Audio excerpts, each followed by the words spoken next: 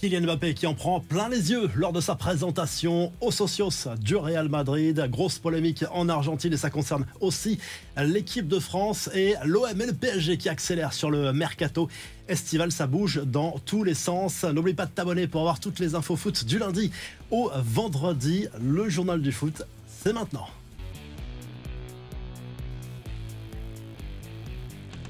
Le Real Madrid n'a pas fait les choses à moitié. Voici les premiers pas de Kylian Mbappé.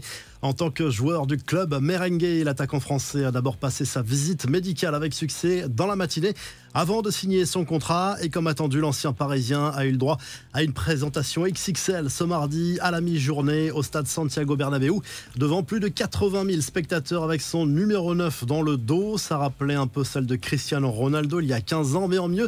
Zidane était là aux côtés de Florentino Pérez et Kylian Mbappé pour cette présentation XXL. À l'actu foot, c'est aussi cette polémique concernant l'équipe d'Argentine accusée d'avoir entonné un chant de supporters déjà entendu lors de la Coupe du Monde 2022 composé de paroles racistes à l'égard des joueurs de l'équipe de France. La scène se passe dans le bus de l'Albiceleste après la victoire en finale de la Copa América contre la Colombie. Une vidéo issue d'un live Instagram d'Enzo Fernandez. Dans la vidéo, la chanson et les premières paroles sont tout à fait reconnaissables, mais le joueur coupe rapidement son live au moment où les premiers mots explicitement insultants apparaissent comme pour éviter la polémique. Enfin, comment ne pas rendre hommage à Olivier Giroud qui met un terme à sa carrière en équipe de France. Cette fois, c'est officiel, le meilleur buteur de l'histoire des Bleus a posté un long message pour officialiser la nouvelle. Il va poursuivre sa carrière maintenant aux États-Unis sous les couleurs du Los Angeles Football Club. À l'actu du mercato, le PSG relance Naples, non pas pour Kvaratskhelia mais pour Victor Osimhen.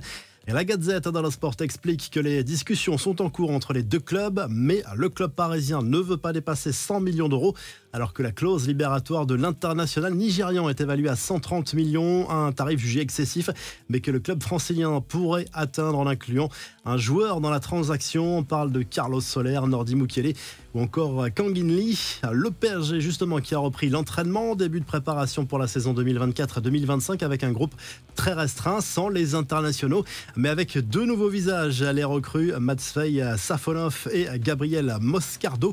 Deux matchs amicaux sont au programme de l'été pour le moment contre le Sturm Graz et Leipzig les 7 et 10 août prochains.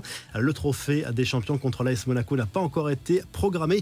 Grosse info pour les supporters de l'OL, annoncé proche d'un transfert à l'AS Monaco. Georges Mikotadze va mettre finalement un râteau au club du Rocher. Selon l'équipe, l'attaquant géorgien veut rejoindre absolument le club rhodanien.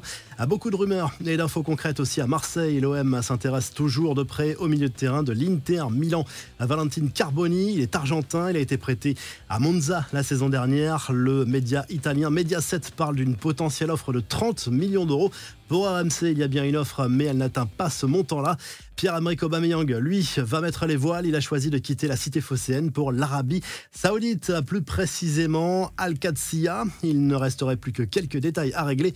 Autre départ en vue, celui de Paolo Lopez qui devrait bien retourner en Italie, comme avancé par le journaliste spécialisé sur le mercato Fabrizio Romano. Le gardien espagnol va être apprêté avec option d'achat au promu comme. La revue de presse en Angleterre, le Daily Express Sport consacre sa une au possible départ de Gareth Southgate après la défaite des Three Lions en finale de l'Euro. Pour lui succéder au poste de sélectionneur, deux noms sortent du lot, Graham Potter, l'ex-coach de Chelsea, et Eddie Howe, actuellement en poste à Newcastle.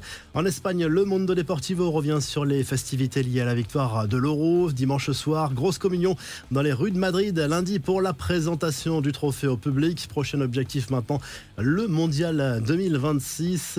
Et en Italie, le Corriere dello Sport se penche sur le mercato de la Juve. Plusieurs joueurs sont dans le viseur de Thiago Motta pour renforcer la vieille dame. Le milieu offensif de l'Atalanta, Coupe Miners, le défenseur français Todibo et les attaquants Sancho et Adeyemi. Allez, on like, on s'abonne au Journal du Foot pour ne rien manquer du mercato, des polémiques, des rumeurs et des infos insolites.